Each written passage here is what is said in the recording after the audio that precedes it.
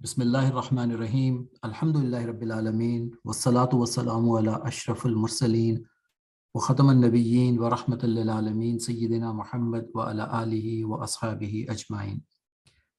آج 72 سیشن ہے بچوں، پھر سے کچھ باتیں کچھ کہانیاں لے کے آپ کی خدمت میں، اور آج کا پروگرام جو ہے وہ مینلی ہوگا رسپیکٹنگ ادر، ادب و احترام کے بارے میں، اور اس میں آج ہم کچھ بات کریں گے اور آپ کو بتائیں گے کہ ادب و احترام کیا ہوتا ہے، اس کا سیکھنا کیوں ضروری ہے، اور اس کے ہماری زندگی کے اوپر اثرات کیا ہوتے ہیں۔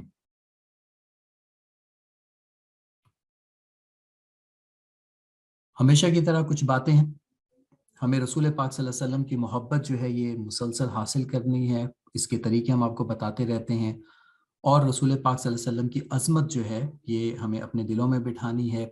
اسی سلسلے میں جو ہے وہ اب حیات طیبہ کے اوپر کہانیوں کا سلسلہ شروع ہو چکا ہے، ہمارے ساتھ رہیے گا انشاءاللہ۔ جو ہے وہ ہم اس پہ بات کرتے رہیں گے کہ رسول پاک صلی اللہ علیہ وسلم کی عظمت کیا ہے، آپ کی شان کیا ہے، اور آپ کے جو ہے وہ اوصاف کیا ہیں۔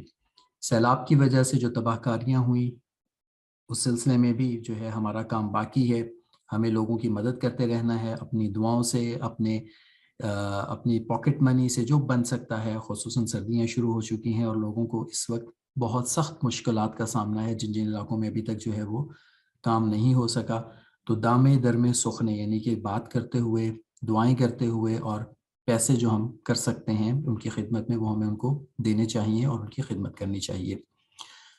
سوشل میڈیا کے اوپر دجل و فریب جو ہے اس سے ہمیں بچتے رہنا ہے، خصوصی طور پہ انبیاء، علماء اور حکماء کے خلاف جو فتنے جاری ہیں ان کو پہچاننا ہے، اور جو حق اور سچ ہے اس کو سمجھنا بھی ہے، اس پہ عمل بھی کرنا ہے۔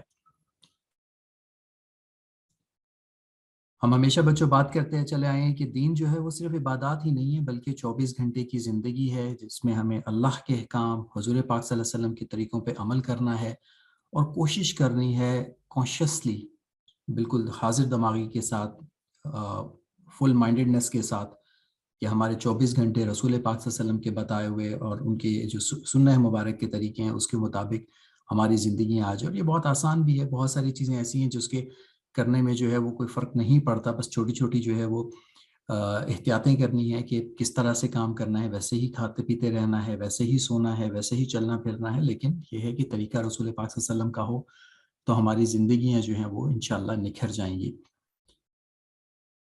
اب جو ہے وہ اللہ کریم کی رحمت حاصل کرنے کا اہتمام ہمیں کرتے رہنا ہے۔ تو سب سے پہلے بچے آج ہمیں یہ لکھ کے بتائیں گے کہ کون سی ایسی تسبیحات اور اذکار ہیں وہ جو کر رہے ہیں، اور ابھی ہم ایک اور سلسلہ بھی شروع کریں گے آج سے کہ جو اذکار پہلے بتائے گئے تھے ان کو ہم ریوائز کر سکیں، ان کو ریپیٹ کر سکیں، تاکہ جو ہے ہماری زندگیوں میں یہ چیزیں آتی چلی جائیں۔ آپ کو یاد ہوگا بچوں، بہت شروع میں جب پروگرام شروع ہوئے تھے تو ہم نے بتایا تھا کہ 3 مرتبہ رات کو سوتے وقت اہدنا الصراط المستقیم پڑھ کے سونا ہے۔ جو استقامت ہے اور صراط مستقیم ہے، یہ دو چیزیں ایسی ہیں جو کہ اللہ پاک کی بہت بڑی نعمت ہے کہ سیدھا راستہ مل جائے اور پھر انسان استقامت کے ساتھ اس راستے پہ چلتا رہے۔ تو اس سلسلے میں اللہ سے براہ راست مدد مانگنی ہے کہ اللہ تعالیٰ ہمیں جو ہے وہ سیدھا راستہ دکھائیں اور اس سیدھے راستے کے اوپر ہمیں چلاتے رہیں۔ اگر یہ ہم روزانہ پڑھتے رہیں گے دعا، اس یقین کے ساتھ کہ اللہ پاک جو ہے وہ ہمیں ہدایت کے اوپر رکھیں، ہمیں سیدھا راستہ دکھائیں، تو نہ صرف یہ ہے کہ ہمارا ایمان مضبوط رہے گا، بلکہ جہاں پہ بھی ہمیں ضرورت ہوگی کہ ہمیں صحیح اور غلط کے درمیان تفریق کرنا ہے، تو اللہ سے بہت امید ہے کہ اس دعا کی برکت سے انشاءاللہ ہمیں سیدھا راستہ جو ہے وہ دکھتا رہے گا، نظر آتا رہے گا، اور چلنا آسان ہوگا۔ تو بچوں یہ دعا پڑھتے رہنا ہے ہمیں، اور اس کے اوپر عمل بھی کرتے رہنا ہے، اور ساتھ میں ہمیں لکھ کے بھیجنا ہے کہ اب آپ کون سی دعاؤں اور سنتوں کے اوپر عمل کر رہے ہیں۔ بے شک ایک لسٹ بنا کے بھیج دیں کہ یہ جو ہے آپ کی زندگی میں شامل ہو چکی ہیں، تو ہم انشاءاللہ جو ہے پبلش کر دیں گے اور باقی بچوں کے ساتھ بھی شیئر کر لیں گے۔ آج کی جو ہم نے حدیث سنی بچوں، وہ اس میں 2 باتیں ان پہ ہم بات کریں گے۔ ایک کو کسی کو گالی نہ دینا، کسی کو برا بھلا نہیں کہنا چاہیے، اور اگر کوئی انسان آپ کی برے فعل جسے وہ جانتا ہے، جس کی وجہ سے وہ عار دلائے یعنی شرم دلائے، تو اس کے عیب جسے تو جانتا ہے اس کی بنا پر تانا نہیں دینا چاہیے، کیونکہ اس چیز کا وبال اس پہ ہوگا۔ اب یہ جو آخر کی انڈر لائن ایریا ہے، اس میں بات یہ ہوئی ہے کہ اگر کوئی فرض کیا کہ آپ کی کوئی ایسی بات کرتا ہے جس کو آپ کی جو ہے کمزوری ہے، تو اب اس کا یہ مطلب نہیں ہے کہ اب آپ اس کے عیب کے اوپر بات کریں، اس کو تانے دیں، کیونکہ اس کا وبال جو ہے اسی پہ ہوگا. تو آپ کو تانوں سے بچنا ہے. آپ کو برائی کا بدلہ برائی سے نہیں دینا, بری بات کا بدلہ بری بات سے نہیں دینا, اور خصوصاً گالی اور کسی کو برا بھلا کہنا یہ تو بہت ہی جو ہے بری بات ہے. یہ جو ہمارا بھی سیریز شروع ہوا ہے دوسروں کے ساتھ ادب و احترام والا, اس میں ہم مسلسل اس بارے میں سیکھنے کی کوشش کریں گے اکٹھے کہ ایک دوسرے کے ساتھ ہم کس طرح سے اچھے طریقے سے رہیں کہ ہمارا معاشرہ خوبصورت معاشرہ بن جائے, ہم ایک دوسرے کا ادب و احترام کریں, اور کس طرح سے ہماری بات چیت ہمارا عمل جو ہے وہ دوسروں کے لیے سود مند ہو, فائدہ مند ہو, کسی کو اس کی وجہ سے کوئی نقصان نہ ہو. رسپیکٹنگ ادرس, دوسروں کا احترام. بچوں اگر ہم اپنی تاریخ دیکھیں, اسلام کی تاریخ دیکھیں, یا وہ واقعات جو کہ ہمیں قرآن پاک میں احادیث میں بتائے گئے ہیں, تو مسلسل احترام جو ہے ہمیں نظر آتا ہے. پہلے تو ہم چیدہ چیدہ ان چیزوں کی طرف نشاندہی کر دیں جو کہ ہمیں بتاتے ہیں کہ یہ ادب و احترام ہمیشہ سے رہا تھا. سیدنا ابراہیم علیہ السلام کے واقعے میں ہم نے بچوں سنا تھا کہ جب سیدنا اسماعیل علیہ السلام کو بتایا گیا تھا کہ ان کو قربانی دینی ہے, تو انہوں نے فوراً کہا کہ جی ایسا ہی کرنا ہے اور ہم اللہ کے حکم پر چلیں گے. تو علامہ اقبال بھی اس پہ جو ہے وہ مدح سرائی فرماتے ہیں کہ یہ فیضان نظر تھا یا کہ مکتب کی کرامت تھی, سکھائے کس نے اسماعیل کو آداب فرزندی. کہ وہ آداب سکھانے والا کون تھا, مکتب تھا یا فیضان نظر تھا؟ لیکن بہرحال ادب و آداب تو تھا نا بچوں, کہ انہوں نے اپنے والد کی بات مانی اور انہوں نے کہا کہ جیسا آپ کہتے ہیں ویسا ہی ہوگا. تو یہ ایک ہمیں انڈیکیشن ملی کہ ہماری ہسٹری میں بھی جو ہے وہ ادب و احترام تھا. اس کے بعد بچوں سورہ حج کے اندر جو ہے وہ بڑا مطلب کہ اللہ تعالیٰ نے اس کو واضح بتایا کہ بسم اللہ الرحمن الرحیم ذالک ومن یعظم شعائر اللہ فإنها من تقوی القلوب. اور یہ آیت کریمہ جو ہے خانہ کعبہ کے غلاف پہ بھی ہمیشہ لکھی رہتی ہے, جو کہ یمن کی طرف کا علاقہ ہے, اس کی طرف کے جو خانہ کعبہ کی دیوار ہے رکن یمنی سے لے کے اور حجر اسود کے درمیان کا جو ایریا, یہ اس کے اوپر آیت مبارکہ لکھی ہوتی ہے, جس کا مطلب یہ ہے کہ جو شاعر اللہ کا احترام کرتا ہے وہ دلوں کے تقویٰ سے ہے. تو مطلب پتہ چلا کہ احترام اور ادب کا جو ہے وہ قرآن پاک میں بھی ہے, اور قرآن پاک بھی جو ہے ہمیں حکم دیتا ہے کہ ہم مختلف چیزوں کا ادب کریں. اسی طرح سورہ حجرات تو شاید پوری ہی ادب و احترام کے اوپر ہے. اس میں بہت ساری ایسی آیات کریمہ آئی ہیں جو کہ ہمیں ادب سکھاتی ہیں رسول پاک صلی اللہ علیہ وسلم کا, اللہ تعالیٰ کا, جس کی پہلی آیت کریمہ ہی اس سے شروع ہوتی ہے بسم اللہ الرحمن الرحیم یا ایھا الذین آمنوا لا تقدموا بین یدی اللہ ورسولہ واتقوا اللہ ان اللہ سمیع علیم. کہ اے لوگو رسول پاک صلی اللہ علیہ وسلم اور اللہ کی بات کے آگے بات مت کرو. اس کے بہت سارے مفہوم ہوتے ہیں. ایک مفہوم تو یہ بھی ہے کہ جب وہ بات کر رہے ہیں رسول پاک صلی اللہ علیہ وسلم تو ان کے سامنے بات مت کریں, اور دوسرا یہ کہ جو بات بتا دی جائے اس پہ عمل کریں. اور پھر تقویٰ کا بتایا کہ اللہ جو ہے وہ سننے والے بھی ہیں, جاننے والے بھی ہیں. تو یہاں پہ بھی ادب کا ایک احترام کا قرینہ سلیقہ سکھایا گیا کہ کبھی بھی جو ہے وہ رسول پاک صلی اللہ علیہ وسلم اور اپنے بڑوں کی بات جو ہے وہ اس سے آگے مت بڑھیں. تو اب بچوں اس سے سمجھ میں آگے کہ ادب و احترام ایک مستقل موضوع ہے اور اس کا سمجھنا ضروری ہے, پھر اس پہ عمل کرنا ضروری ہے. تو شروع کہاں سے کریں؟ پہلے ہم یہ دیکھتے ہیں کہ جب رسالت مآب صلی اللہ علیہ وسلم کو رسالت ملی تو سب سے پہلی چیز جو آپ صلی اللہ علیہ وسلم نے فرمائی وہ یہ کہ مجھے معلم کا منصب عطا فرمایا گیا ہے, اور فرمایا کہ انما بعثت معلما, کہ میں بطور معلم یا استاد مبعوث کیا گیا ہوں, کہ میرا درجہ ایسا ہے جیسا کہ استاد کا ہے.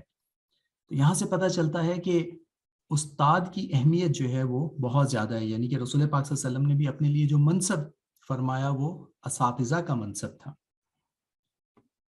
اور اگر ہم مزید دیکھیں تو سیدنا عمر فاروق امیر المومنین سے پوچھا گیا کہ آپ اتنی بڑی سلطنت کے خلیفہ ہیں, کیا کوئی حسرت ابھی بھی آپ کے دل میں ہے؟ فرمایا کاش میں ایک معلم ہوتا, یعنی کہ میں ایک ٹیچر ہوتا. تو یہ اتنی بڑی سلطنت جو کہ ایران تک پھیل گئی اور اوپر جو ہے وہ افریقہ تک پھیلی ہوئی سلطنت, اتنی بڑی سلطنت کے اندر کہ شہنشاہ اس وقت کے فرما رہے ہیں کہ کاش میں ایک ٹیچر ہوتا. اور اسی طرح سیدنا علی مرتضیٰ رضی اللہ عنہ کا ایک قول ہے جس میں انہوں نے فرمایا کہ مجھے اگر کوئی ایک حرف بھی بتائے میں اسے استاد کا درجہ دیتا ہوں. اور ایک جگہ ہم نے یہ بھی پڑھا کہ اگر وہ مجھے شخص فروخت بھی کر دے تو جو ہے میں فروخت ہونے کو بھی تیار ہوں, یعنی کہ میں اس کا غلام بن جاؤں گا. تو ایک حرف بتانے پہ استاد کا اتنا بڑا درجہ ہے. تو اب دو باتیں پتہ چل گئیں کہ ایک تو ادب و احترام اسلام کے اندر بہت اہم ہے, اور دوسرا یہ ہے کہ ہمیں ادب و احترام سیکھنا ہے. تو شروع کہاں سے کریں؟ تو کیوں نہ ہم پھر اساتذہ سے شروع کریں.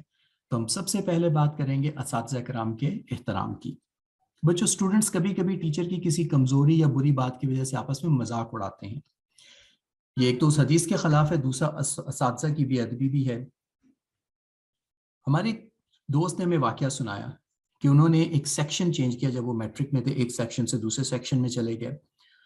जो पहला सेक्शन था उसके हेड टीचर या क्लास के जो टीचर थे वो केमिस्ट्री के टीचर होते थे, जो दूसरी क्लास में उनको केमिस्ट्री पढ़ाते थे। तो वो कहते हैं कि 9th क्लास में मैंने सेक्शन चेंज किया और 9th एंड 10th दोनों सालों में उस टीचर ने मेरी इतनी पिटाई लगाई और इतनी मेरी फेंटियां लगाई। और मैं हमेशा सोचता था शायद मैंने इनका सेक्शन छोड़ा है तो इस वजह से ये मुझसे जो है वो खफा हैं और मेरे साथ जो है ना वो इतना तशद्दुद करते हैं। लेकिन बहरहाल उस बच्चे ने कभी ना तो वालिदैन के साथ इस चीज़ की शिकायत की और ना कभी उन टीचर को कुछ बुरा भला कहा, बल्कि कोशिश करता रहा कि उनको किसी तरह से खुश रखे। और फिर इसी दौरान में मैट्रिक एग्जाम हो गए, तो वो बताते हैं हमारे दोस्त के उनके नंबर केमिस्ट्री में बहुत अच्छे आए। और एक दिन वो किसी दुकान पे खड़े हुए थे तो वो टीचर वहां से गुजरे, तो उन्होंने आते डबट के दोबारा पूछा कि क्या बना तुम्हारा केमिस्ट्री का। तो इन्होंने बड़ी जगमगाती आंखों से कहा कि मेरे 90% प्लस मार्क्स आए।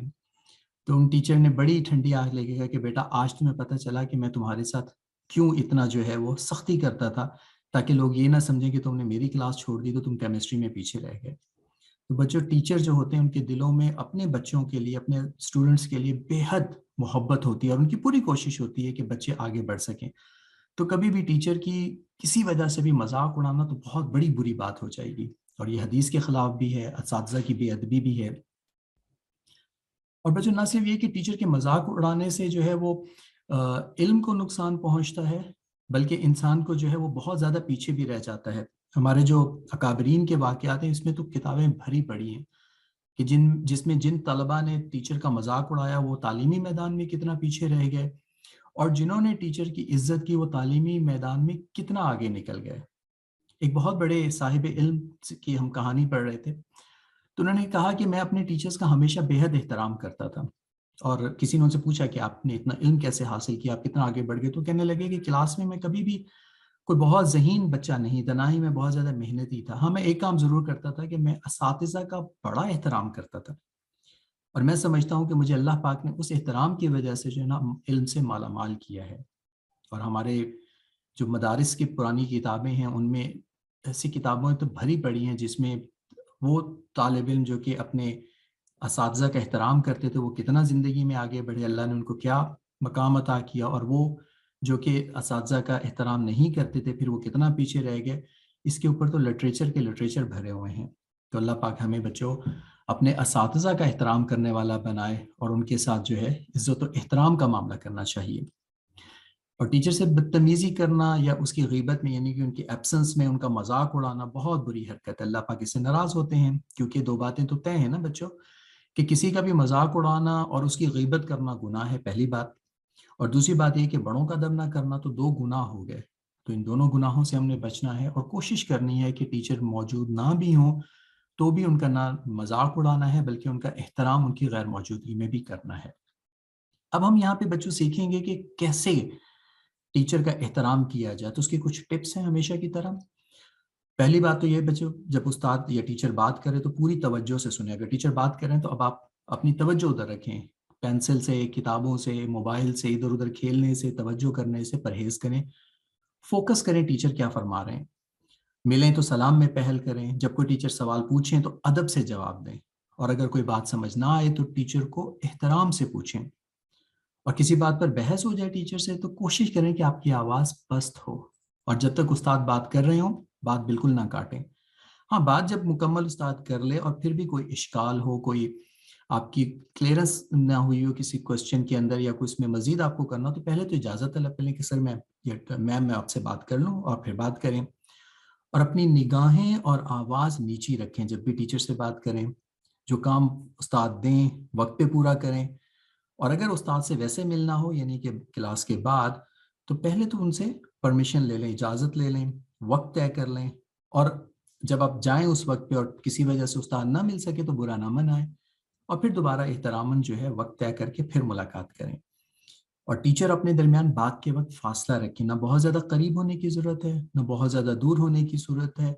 बहुत ही जो है मुनासिब सा फासला रखें, कम से कम 1 मीटर जो कि 3 फीट का फासला होता है उससे खड़े होकर बात करने में ایک تو یہ ہے کہ وہ آپ بات آرام سے کر سکیں گے، ٹیچر آپ کو دیکھ سکیں گے، اور دوسری بات ہے کہ آپ کی بات کے دوران جو آپ کے بعض اوقات ایسا ہوتا ہے کہ انسان کے منہ سے سلائیوا نکل آتا ہے، استاد اس سے بچ جائے گا، منہ سے بدبو سے بچ جائے گا، اور بھی جو ہے وہ اس کے بڑے سارے بینیفٹس ہوتے ہیں۔ تو ایک تو جو ایک فاصلہ ہے وہ رکھنا چاہیے، جو کہ فیئر ایک ڈسٹنس ہے وہ رکھ کے بات کریں، اور اساتذہ کے ساتھ حد درجہ بے تکلفی اور ہنسی مذاق سے دور رہیں، کیونکہ وہ بڑے ہیں، اگر وہ کوئی ایسی بات کرتے بھی ہیں جو کہ مذاق والی ہے، جس کے اندر کوئی لطیف سی بات ہے، تو اس کا یہ مطلب نہیں ہے کہ ان سے بہت زیادہ فرینک ہوا جائے، اس بات کو انجوائے ضرور کر لیا جائے، لیکن یہ ہے کہ اساتذہ کو بے تکلفی بے حد درجہ جو ہے اس سے بچنا چاہیے۔ تو یہ تو ہمیں کام کرنے ہیں بچوں۔ اب ہم سمجھتے ہیں کہ یہ کام ہم کریں کیسے، جو کہ ایکسپیکٹڈ فرام یو والا ہمارا ٹاپک ہوتا ہے۔ آپ سے ہمیں کیا وابستہ توقعات ہیں کہ آپ اس کے اوپر عمل کیسے کریں گے؟ تو یہاں پہ تو بچوں سب سے پہلے وہ بات آتی ہے کہ جو کہ ہم نے پچھلے پروگرام میں کی تھی، مشورہ کس سے کریں۔ تو آپ جو اپنے ہم جماعت ہیں، جن کے ساتھ آپ کی بہت اچھی دوستی، آپ کے کلاس فیلو ہیں، ان سے کہیں کہ یہ جو پہلے ہم نے پچھلی سلائیڈ میں پوائنٹ بتائے تھے، آپ ان پہ عمل کر رہے ہیں، اور یہ ان معمولات کو نوٹ کرتے رہیں، اور اگر کوئی ایسی بات ہو جس پہ لگے ان کو کہ وہ بات آپ نے صحیح نہیں کی، تو صرف آپ کو اطلاع دے دے۔ اسی طرح سے جن استاد سے احترام کے دائرے میں بے تکلفی ہو، یعنی کہ جن سے آپ کا اچھا تعلق ہو، ان کو بھی بتا سکتے ہیں کہ آپ اساتذہ کے، ٹیچرز کے احترام کی عادتیں اپنانے کی کوشش کر رہے ہیں۔ تو اس سلسلے میں وہ آپ کو بتاتے رہیں کہ جو اوپر ہم نے جو نکات بیان کیے ہیں، جو آپ کو ٹپس بتائی ہیں، ان پہ آپ کا عمل کیسا ہے۔ تیسرا کام آپ نے خود کرنا ہے، مشاہدہ کریں، آبزرو کریں کہ دوسرے بچے ٹیچر کے ساتھ کیسے پیش آتے ہیں، اور ان کی جو بہترین باتیں ہیں وہ آپ بھی اڈاپٹ کر لیں، اختیار کر لیں، اور کوئی بات آپ کو ان کی بری فیل ہوتی ہے تو اس سے آپ بچیں، لیکن اس طرح کرنے میں ان بچوں کی غیبت بالکل نہ ہو، کیونکہ غیبت کرنا تو پھر بری بات ہو جائے گی۔ تو آپ نے صرف ان کو یہ دیکھنا ہے کہ اچھی باتیں کون سی، ان پہ عمل کرنا ہے، اور بری باتوں سے خود کو بچانا ہے۔ اور اسی طرح سے ایک لاگ بنا لیں، ایک آپ اپنی فائل بنا لیں، جرنل بنا لیں، اور جو عادات آپ نے اس میں اختیار کرنی ہو ان کو لکھ لیں۔ کچھ ٹپس ہم نے آپ کو بتائیں، کچھ آپ جو ہے وہ اپنے آبزرویشن سے کر لیں، اور ان عادات پہ حوالہ جات، یعنی کہ کیا بات ہونی چاہیے، حکایات، مثالیں، جو کہ ہمارے اکابرین کی بھی بہت زیادہ مثالیں ہیں، وہ لکھ لیں، اور جو آپ کے ٹیچر اور کلاس والوں آپ کو بتائیں کہ آپ جن چیزوں پہ آپ نے بچنا ہے وہ بھی لکھ لیں، اور پھر کبھی کبھار دہرا لیا کریں، تو انشاءاللہ جو ہے یہ زندگی کا حصہ بن جائے گا۔ تو امید کرتے ہیں کہ بچوں یہ ہماری ٹریننگ کا پارٹ جو ہے ہماری زندگی کے اندر آ سکے گا، کہ ہم دوسروں کا احترام کریں۔ اس موضوع پہ ہم نے جب بچوں سے پوچھا تھا، والدین سے پوچھا تھا ہم کون سا موضوع شروع کریں، تو عائشہ محمود نے ہمیں یہ لکھ کے بھیجا تھا کہ جھوٹ بولنے پر موضوع شروع کریں، کہ جھوٹ بولنے سے کیسے بچنا ہے، اور صفوان محمود نے بتایا کہ میں چاہتا ہوں کہ آپ دوسروں کی قدر کرنا شروع کریں، اس پہ بات کریں۔ تو اتفاق ایسا ہے کہ جو صفوان نے لکھا وہی ٹاپک ہم نے شروع کر لیا، رسپیکٹنگ ادرس کے ویو پوائنٹ سے۔ تو اب ہم انشاءاللہ بچوں کوشش کریں گے کہ ہمارا کچھ سلسلہ جو ہے وہ رسپیکٹنگ ادر کے اوپر، ادب و احترام کے اوپر چلتا رہے، جس میں مختلف لوگوں سے ادب و احترام کیسے کر سکتے ہیں، کیسے سیکھ سکتے ہیں، اس پہ بات کرتے رہیں، اور انشاءاللہ یہ ہماری زندگی کا حصہ بھی بن جائے گا۔ تو اب بچوں وقت ہوتا ہے قصص الانبیاء کا، رسول پاک صلی اللہ علیہ وسلم کی حیات طیبہ، آپ کی پیدائش سے پہلے کے واقعات چل رہے ہیں، تو سنتے ہیں گوہر بھائی سے، اور پھر اس کے اوپر جو ہے ہم بات کریں گے کہ اس میں ہمارے لیے کیا دروس ہیں، اس میں سیکھنے کی کیا باتیں ہیں۔ السلام علیکم ورحمۃ اللہ وبرکاتہ۔ ایک بار پھر السلام علیکم ورحمۃ اللہ وبرکاتہ۔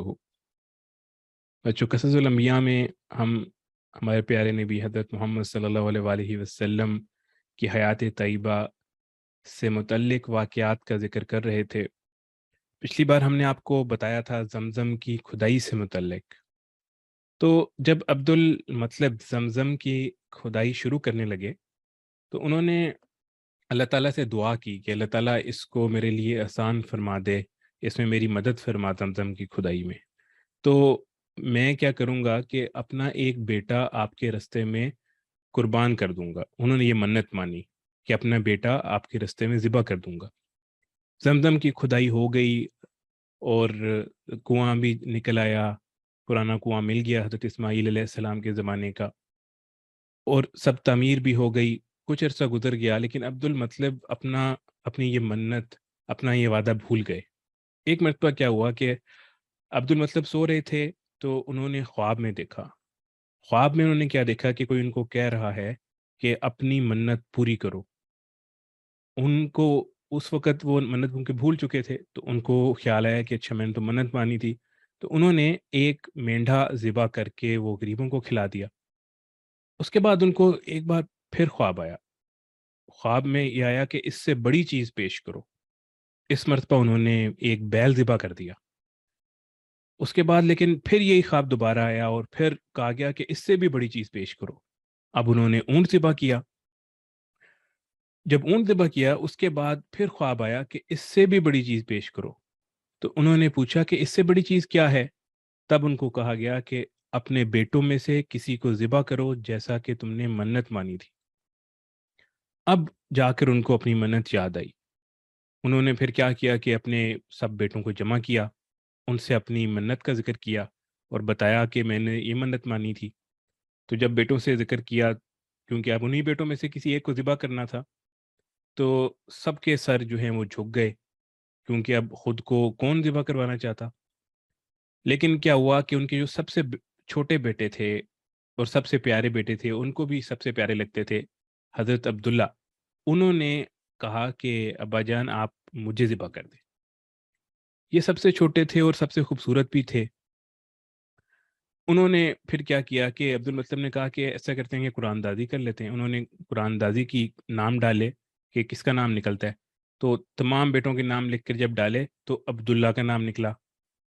اب انہوں نے کہا کہ اب تو نام بھی آ گیا ہے. پھر انہوں نے کیا کیا، چھری لی اور عبداللہ کو بازو سے پکڑا اور انہیں ذبح کرنے کے لیے نیچے لٹا دیا. جو ہی عبد المطلب نے اپنے پیارے بیٹے عبداللہ کو نیچے لٹایا تو عباس جو تھے ان سے برداشت نہیں ہو سکا، یعنی جو ان کے بھائی تھے ان سے برداشت نہیں ہو سکا اور وہ فوراً آگے بڑھے اور بھائی کو کھینچ لیا. اس وقت وہ عباس بھی جو ہے وہ چھوٹے سے تھے، لیکن کھینچا تانی میں کیا ہوا، ادھر سے عبداللہ کو عبد المطلب کھینچ رہے تھے اور ادھر سے عباس کھینچ رہے تھے، تو ان کو کچھ خراشیں بھی آ گئیں اور ان کے اوپر کچھ نشان بھی پڑ گئے. اب یہ سلسلہ چل ہی رہا تھا کہ اسی دوران بنو مخزوم کے کچھ لوگ آئے. انہوں نے دیکھا کہ یہ کیا ہو رہا ہے، تو ان کو جب پتہ لگا تو انہوں نے کہا کہ آپ اس طرح بیٹے کو ذبح نہ کریں، اس کی تو ماں کی زندگی خراب ہو جائے گی. آپ ایسا کریں کہ اس کا کوئی فدیہ دے دیں. اب انہوں نے کہا کہ اس کا فدیہ کیا دیں. تو انہوں نے اس کا یہ ترکیب سوچی، یہ طریقہ نکالا کہ فدیہ اس طرح دیا جائے کہ ایک پرچی کے اوپر اونٹوں کی تعداد لکھیں اور ایک پرچی کے اوپر آپ عبداللہ کا نام لکھیں. تو پھر پرچی ڈالیں تو جون سی پرچی نکل آئے تو اس حساب سے اگر تو عبداللہ کی پرچی نکل آئی تو اس کا مطلب ہے کہ اونٹ کم ہیں، اونٹوں کی تعداد اور زیادہ کرتے جائیں. تو سب سے پہلے انہوں نے کیا کیا کہ پرچی ڈالی، پرچی پہ 10 اونٹ لکھے تو پرچی کی بجائے عبداللہ کا نام نکل آیا. اس کے بعد پھر 10 اونٹ اور بڑھا دیے، دوبارہ پرچی ڈالی، 20 اونٹ لکھے، پھر عبداللہ کا نام نکل آیا. اس طرح وہ اونٹ بڑھاتے گئے اور ہر بار عبداللہ کا نام، حضرت عبداللہ کا نام نکلتا رہا، یہاں تک کہ جب 100 اونٹ ہو گئے. جب ایک پرچی پہ انہوں نے 100 اونٹ لکھ کے ڈالا اور ایک پرچی پہ عبداللہ کا نام لکھ کے ڈالا تو حضرت عبداللہ کی بجائے اونٹوں کا نام نکلا، یعنی 100 اونٹوں کا. تو اس کے اوپر پھر عبد المطلب کو اس کے اوپر یقین ہو گیا، اطمینان ہو گیا کہ اب اللہ تعالیٰ نے عبداللہ کے بدلے 100 اونٹوں کی قربانی کو منظور کر لیا ہے. تو انہوں نے پھر کعبے کے پاس ہی 100 اونٹ قربان کیے اور کسی کو کھانے سے نہیں روکا. سب انسانوں، جانوروں اور پرندوں نے ان کو کھایا. اور عبد المطلب یہ پہلے شخص ہیں کہ جنہوں نے ایک انسان کی کا فدیہ، اس کی قیمت جو ہے وہ 100 اونٹ لگائی اور اس کا طریقہ شروع کیا. اس سے پہلے عرب کے اندر وہاں پر یہ رواج تھا کہ 10 اونٹ دیے جاتے تھے کسی انسان کا فدیہ. اس کے بعد حضرت عبداللہ جو تھے وہ قریش میں سب سے زیادہ حسین تھے. ان کا چہرہ بہت روشن ستارے کی طرح ہوتا تھا. تو قریش کی بہت سی لڑکیاں ان سے شادی کرنا چاہتی تھیں، مگر حضرت عبداللہ کی حضرت آمنہ کے ساتھ شادی ہوئی. اور حضرت آمنہ جو وہب بن عبد مناف بن زہرہ کی بیٹی تھی، اور شادی کے وقت حضرت عبداللہ کی عمر 18 سال تھی. یہ شادی کے لیے اپنے والد کے ساتھ جا رہے تھے کہ رستے میں ایک عورت کعبے کے پاس بیٹھی نظر آئی. یہ عورت ورقہ بن نوفل کی بہن تھی. ورقہ بن نوفل جو قریش کے ایک بہت بڑے عالم تھے، اور ورقہ بن نوفل سے ان کی بہن نے یہ سنا ہوا تھا کہ آخر میں آخری وقت میں ایک آخری نبی کا ظہور ہونے والا ہے، اور ان کی نشانیاں جو تھیں وہ بھی ان کو بتائی گئی تھی.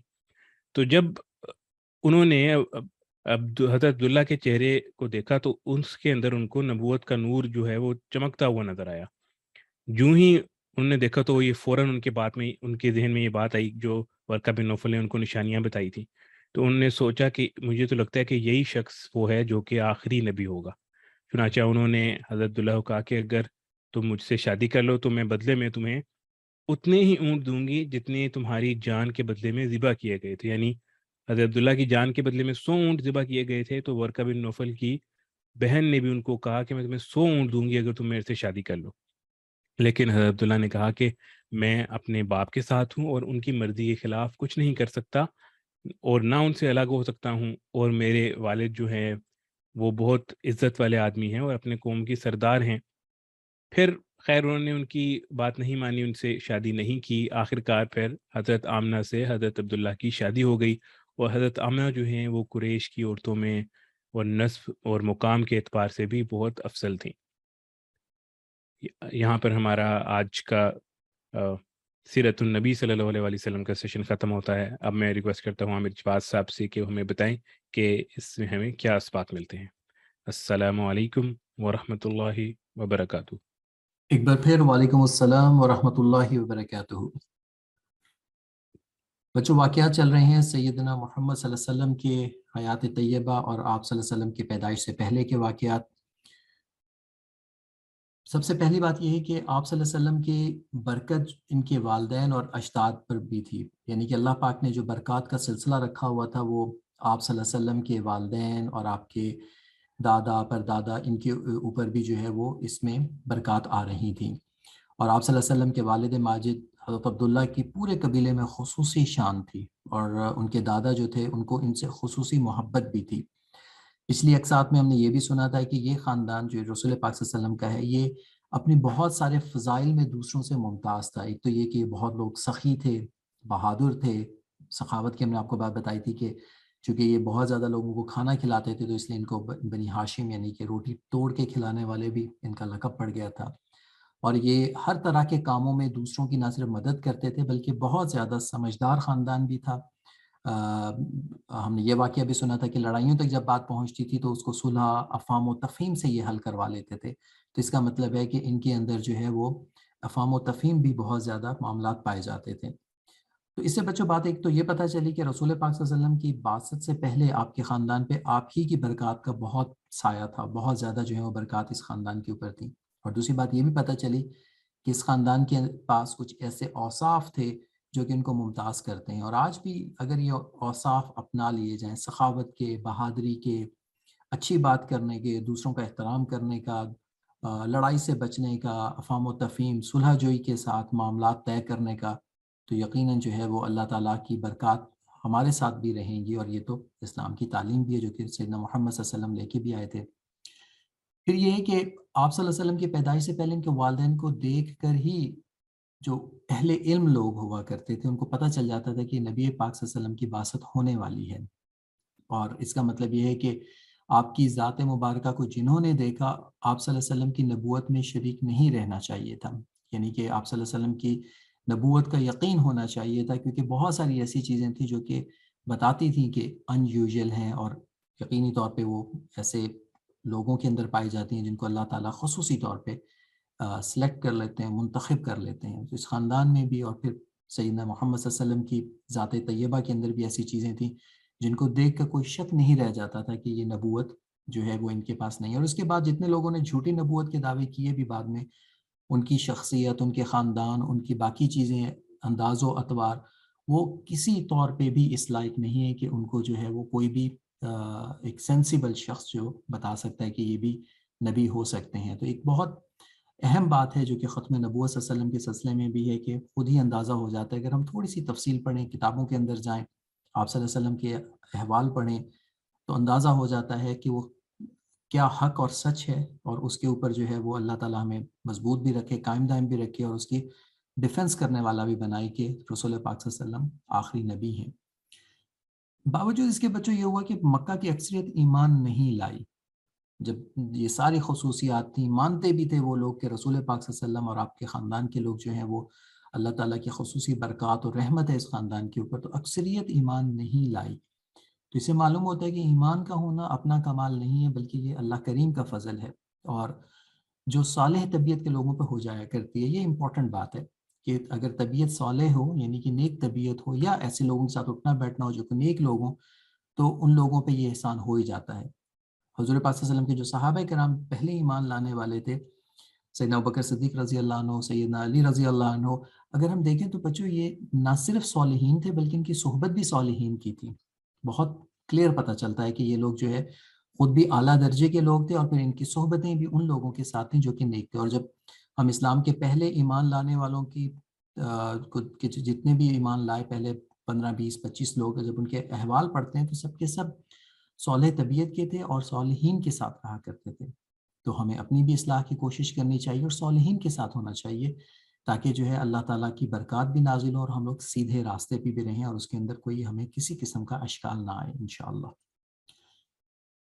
ان باتوں کے ساتھ آج کے سٹار بچے صفوان محمود اور عائشہ محمود جن کا ہمیں کام ملا، ہم امید کرتے ہیں کہ باقی بچوں کا بھی ہمیں کام اگلے ہفتے ملے گا، اور خصوصی طور پہ ٹیچر سے متعلق جو ہم نے باتیں کی، آپ اس کے اوپر ہمیں جو ہے بتائیے گا ضرور، آپ کون سے اعمال کر رہے ہیں، کون سے اذکار کر رہے ہیں، اس کے متعلق بھی لکھ کے بھیجیے گا۔ تو دو چیزیں ہمیں آپ سے مطلوب ہیں کہ آپ کون سے اذکار کر رہے ہیں، ایک تو یہ لکھ کے بھیجیے، اور دوسرا اگر آپ کو ہمارے جو سلف الصالحین ہیں، یعنی کہ ہمارے جو بزرگ ہیں، ہمارے اکابرین ہیں، ان کی زندگیوں میں اساتذہ کا احترام سے متعلق کوئی اچھی باتیں معلوم ہو تو وہ لکھ کے بھیجیے، ہم انشاءاللہ اگلے پروگرام میں شیئر کریں گے۔ ہمارے ساتھ رہیے گا، بڑے بچوں کا پروگرام شروع ہوگا، دعائیں بھی ہوں گی، اور انشاءاللہ جو کچھ ابھی کہا سنا اس کو ریوائز بھی کریں گے۔ السلام علیکم ورحمۃ اللہ وبرکاتہ۔